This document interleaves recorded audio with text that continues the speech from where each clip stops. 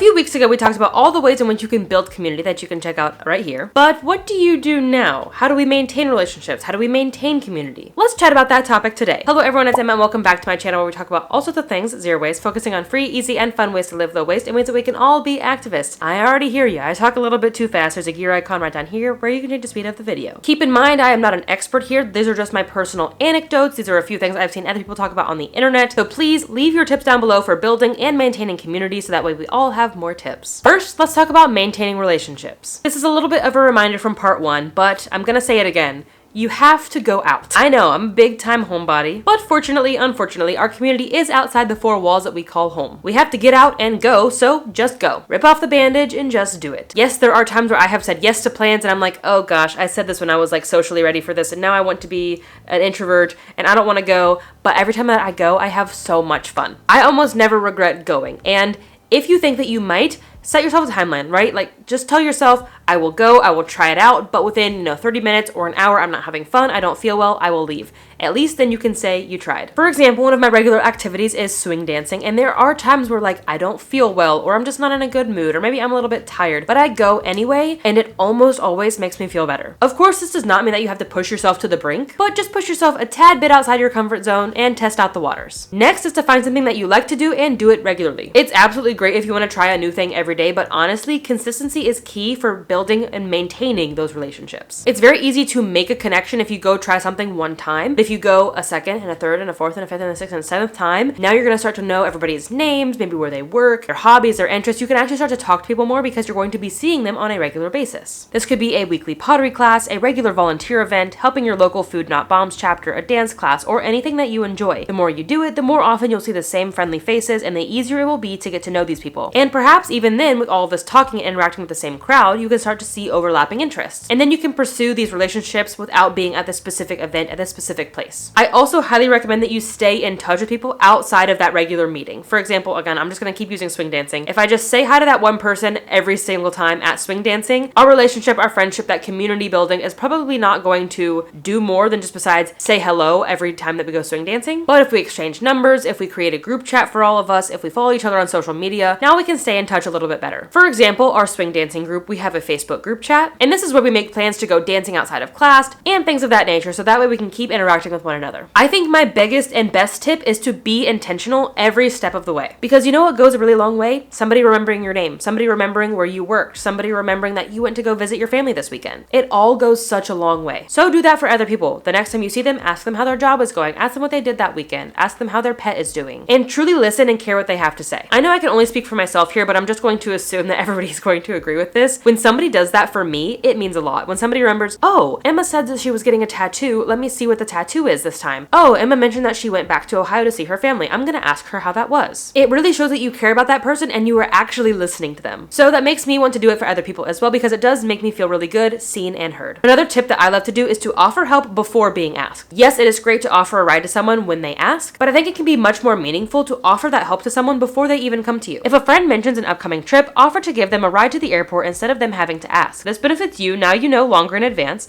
but this is also great for whoever needs help too. It may alleviate some of that guilt that they may have when asking for your help and make them feel seen and cared for. I also really encourage people to just hang out with their community, especially if your community is like students, activists, community organizers, and things of that nature. People who you are with that you're like always in stressful environments, very serious environments. It can be fun to just let go of the seriousness, let go of the business, and go just hang out. Because everyone needs to unwind every now and then, and not everything that we have to do has to be serious, even when it comes to activism. Simply just go have a coffee, go dancing, go hang out at the beach, go on a hike, do whatever you want to do. And yes, topics of school and work and business and activism might come up, but that doesn't have to be the focus of these hangouts, and these hangouts should be more focused on relaxing, getting to know one another, and just building relationships. I also encourage you to get together with people often, because I find that the more I hang out with people, the closer we get. I think that's just natural for humans. This allows us more opportunities to get to know one another, to be there for one another, and build lasting friendships. For example, I feel closer with my swing dancing community because we hang out way more often outside of swing dancing than say my student activism group. My swing dancing community and I we go out to dinner sometimes, we have cookouts, we have parties, and things of that nature, and we don't just swing dance together. But when I do student activism, we really just meet to do activism. And quite frankly, I feel like I don't know those people all that well because we're really just there to do business, get the event organized as quickly as possible, and things of that nature, so there's not a whole lot of time to get to know each other. And I know that's not like why we're there to do activism, but I think it does help feed into activism, bring us closer together as a team, and things like that. We're kind of bringing it back to being intentional, but make your meetings accessible and inclusive. Because once again, I don't know about you, but for me, when someone accommodates me without me having to ask, it feels so nice that I don't have to like make a fuss about something, feel like a burden, feel guilty. You know, when someone remembers that I don't eat meat and they bring a vegan or a vegetarian dish to a cookout, when they remember that I have chronic migraines so that way they omit the perfume,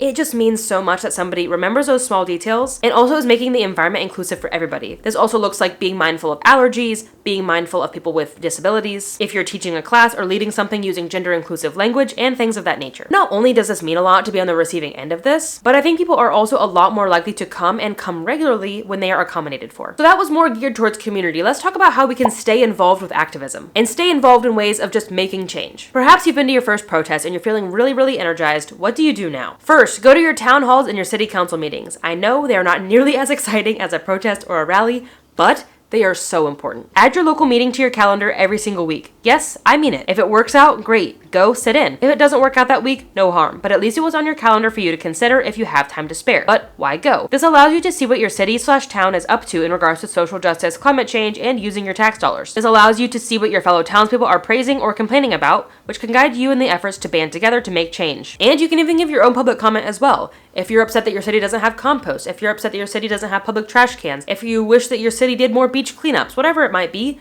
go voice that concern. I think this is one of the easiest ways to stay involved regularly. But speaking of, pay attention to local and global news alike. Yes, there's a lot of national news going down and it's very scary. It can be very daunting to look at the national news and think, oh, I can't fix the entire country. But it's a lot easier to make change locally, so pay attention to your local news as well. This can also help guide you when you go to your next city council meeting on what you can talk about. But this also goes for online activism as well. Like, yes, it is great to sign a national petition and make national noise, especially because it works and we saved our public lands again in early July 2025. But also look out for local petitions, local fundraisers, local volunteer opportunities, and so forth. So let's work like from the bottom up, building our local communities and then working all the way up to the top. Another great way to stay involved regularly is to join a club or a local political party, or even things like nonprofits. Perhaps this is how you find out about rallies and marches and protests. This can be a great place to get started for local campaigns to make change instead of just hoping that something falls into your lap. Just like above when it comes to being intentional about friendships, we also need to be intentional about activism. We sure can sit by and wait for something to pop up on our radar, or we can seek out opportunities. So I encourage you to do the latter, and here are a few ways that you can do that. Become a regular volunteer. Maybe you like cleanups. Find a recurring one that you can go to. Perhaps you're more into feeding your neighbors. Check out your local Food Not Bombs chapter. Plus, when I'm volunteering, I also find that I learn about a lot of other local events coming up, so it's like a win-win. I also find it valuable to follow these organizations on social media and join any potential group chats. Maybe this is your town's Reddit page or Facebook page. Maybe this is your local political party's newsletter or a Signal channel for activists in your area. And if there's not one in existence, you can create your own. Truly, these channels are how I find out about any and all activism happening in my community. And also share stuff on social media. If you find out about something and you realize, oh, this was not mentioned in this group chat, this was not mentioned on this Facebook page, you can be the one to share it. Just like opportunities will likely not fall into your lap, they're also not going to just fall into the lap of others, so be the one to guide them. Alright, now we gotta talk about how to prevent burnout. I love seeing more and more people wanting to ecofy their homes and their towns and their countries, as well as partaking in other forms of social justice, because yes,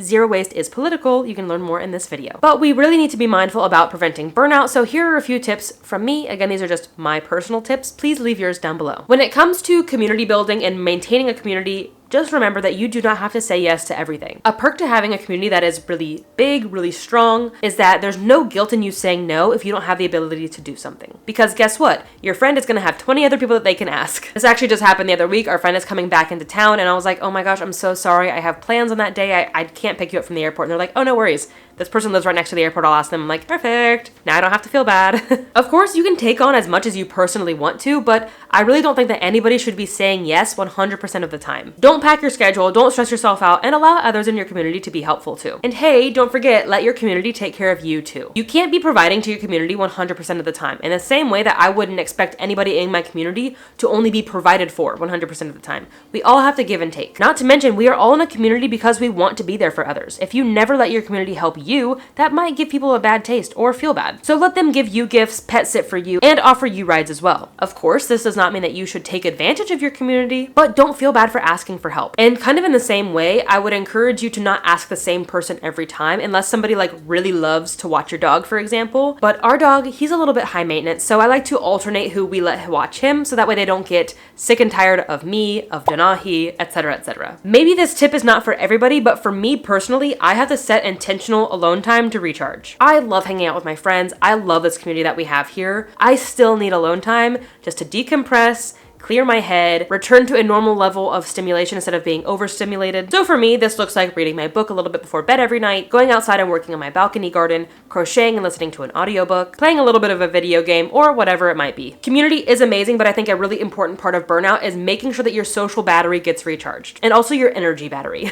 Because even if I'm like feeling really, really sociable, if I don't get enough sleep, if I don't eat a good meal, I'm not gonna feel good enough to be partaking in that community anymore. Now, bringing it back to the way beginning of this video, don't forget, you do need to leave your house to be part of your community. Not necessarily because like you can host events in your home, but what I'm saying is don't go completely in this direction and be like, okay, my video games, my books, my crochet, my whatever it might be hobby, and then just get sucked into that little realm of being by yourself. Don't forget to go back out into the world too once you are recharged. And also do a little bit of self-care. Self-care is radical when combined with other forms of activism and community building. You can't just put on a face mask and call that a revolution. But if you want to go to a protest in the morning and spend time in the evening with a book and a candle lit, that's what I'm talking about here. Remember to eat good food, get good sleep, enjoy your hobbies, laugh with a friend, pet your cat, eat a sweet treat, or what have you. Don't forget the joy in your life. Don't forget to take care of yourself no matter how sad the world gets. And please remember your limitations. Yes, earlier in the post, I did say, just go out there, just get out there and get to it. But this may not work for everybody 100% of the time. For example, I have chronic migraines. As much as I hate missing a night of swing dancing, I don't want to be in more pain. So I know when I need to miss a lesson or two. I also have arthritis, which means that I can't always just do a whole bunch of manual labor. So if I volunteer this week, I might need to take next week off and let my hands heal. You get the idea. We all have different limitations, from money to having children to having a disability to not having enough time and everything in between. So once again, you don't have to do it all. And lastly, this can be a hard one out there for us people pleasers. Remember that not everybody is going to like you, and also you don't have to like everybody either. I'm not saying you have to build community with people that you hate, but you don't have to necessarily be best friends with everybody in your community either. It's okay to volunteer with somebody and be cordial to them without having to commit to being their best friend and hanging out every single day. It's okay to host somebody at your home without having to be their best friend. Of course, as I said, I do encourage you to be nice and be kind. Don't be rude to people, but you don't have to put on a mask and strive to be best buddies with everybody if you're not compatible. And in the same vein, it's okay if they don't want the same out of you. So those are my tips for maintaining community. Don't forget to check out part 1, how to build community above and below. And of course, leave your tips down below as well. In an age where loneliness is at an all-time high with everybody, where human connection is at an all-time low and people are relying on AI for connection, please leave your home. Please go talk to humans, even if maybe you can't leave your home for whatever reason.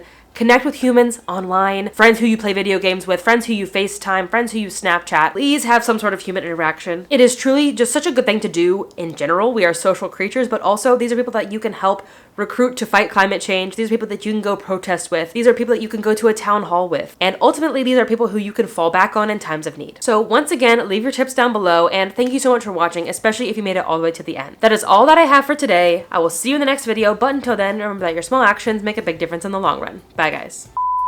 If a friend mentions an upcoming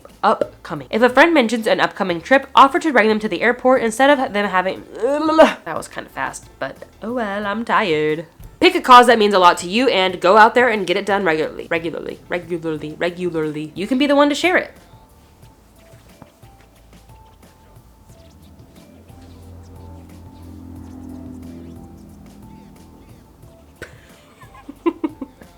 This shirt is tight. I don't normally wear tight shirts and my arms look big.